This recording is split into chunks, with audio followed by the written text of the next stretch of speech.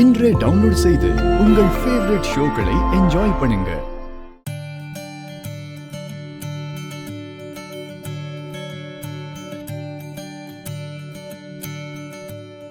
இவங்க காலம் முழுக்க இதே மாதிரி ஒருத்தர் புரிஞ்சுக்கிட்டு எப்பவும் சந்தோஷமா வாழணும்னு நான் அந்த கடவுள்கிட்ட வேண்டிக்கிறேன்.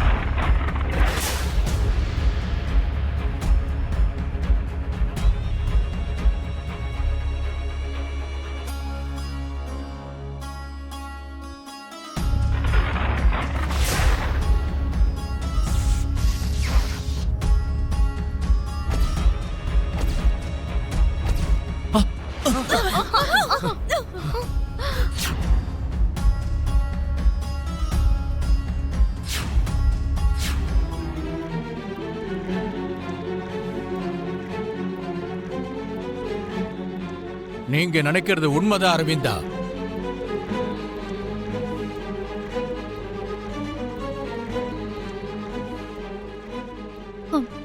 நீங்க என்ன சொல்றீங்க ஜோசியரே?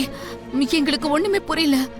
இந்த நேரத்திலே இந்த நிச்சயதார்த்தம் நடந்திருக்கவே கூடாது. நடந்திருக்கவே கூடாது. நடந்திருக்கவே கூடாது.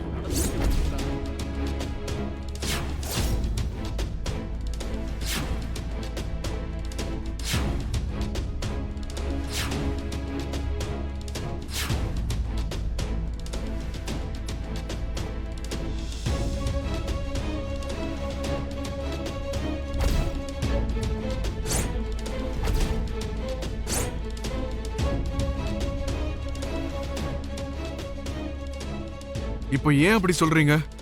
நீங்க நினைச்ச மாதிரி இது உண்மையிலேயே ஒரு அபசகுணம் தான். இது மித்ராவோட வாழ்க்கையில வரப்போற கண்டங்களுக்கான அறிகுறி.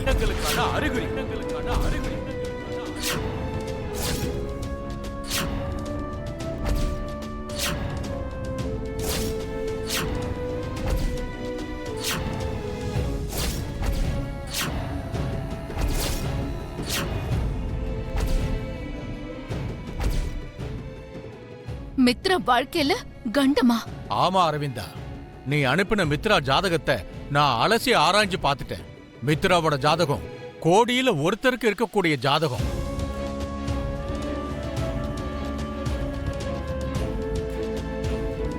அது மட்டும் இல்லாம உயிருக்கு ஆபத்தை விளைவிக்கக்கூடிய ஜாதகம். உயிருக்கு ஆபத்தை விளைவிக்கக்கூடிய ஜாதகம்.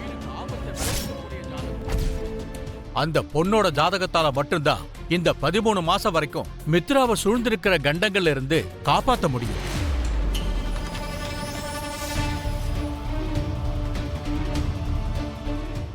அப்படி ஒரு பொண்ணு எங்க இருக்கான்னு கண்டுபிடிங்க. உடனடியா அந்த பொண்ணை பார்த்து கல்யாணம் பண்ணி வைங்க.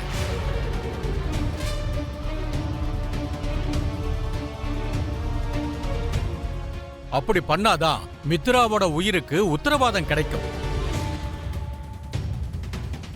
அப்படி இல்லனா எந்த நேரத்துல மித்ராவை மரணம் நெருங்குங்கிறத யாராலையும் சொல்ல முடியாது. யாராலையும் சொல்ல முடியாது. யாராலையும் சொல்ல முடியாது.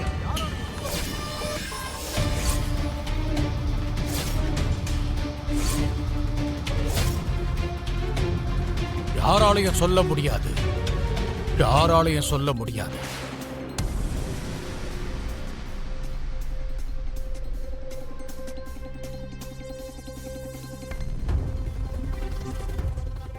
அன்னைக்கு நடந்த விஷயம் இப்ப வரைக்கும் என் கண்ணு முன்னாடியே இருக்கு மனிஷா.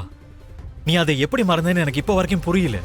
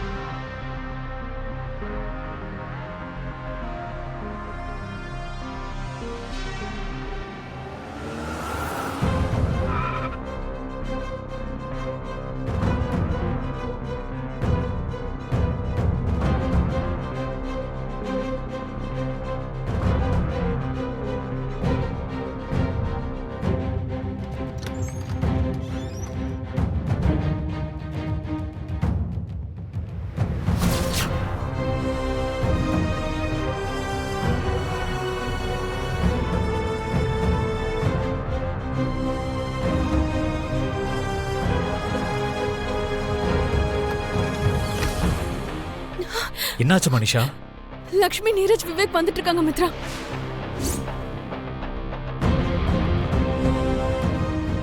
ஆமா, அவங்க எதுக்கு இங்க வராங்க?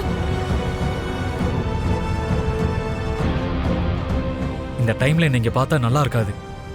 நீ எப்படியாவது மேனேஜ் பண்ணு.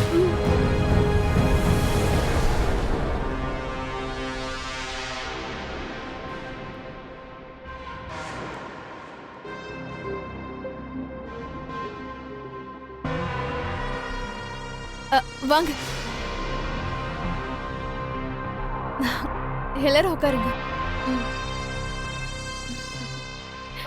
நீங்க என்ன இங்க?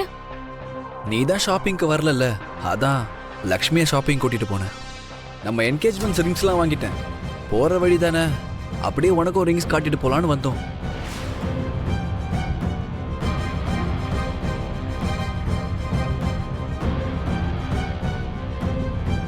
என்ன அப்படியே நின்னுட்டே இருக்க? உட்காரு.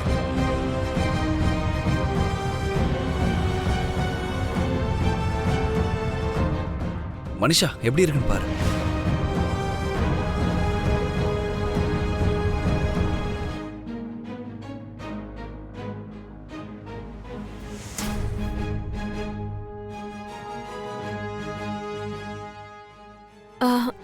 ரொம்ப நல்லா இருக்கு.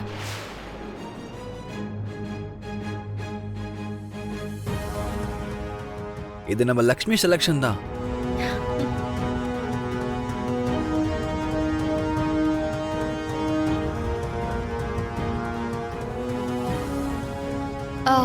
நீரஜ், ஒரு வாட்டி ரிங்க மித்ராக்கும் நம்ம காட்டிடலாம். சரிங்க லக்ஷ்மி.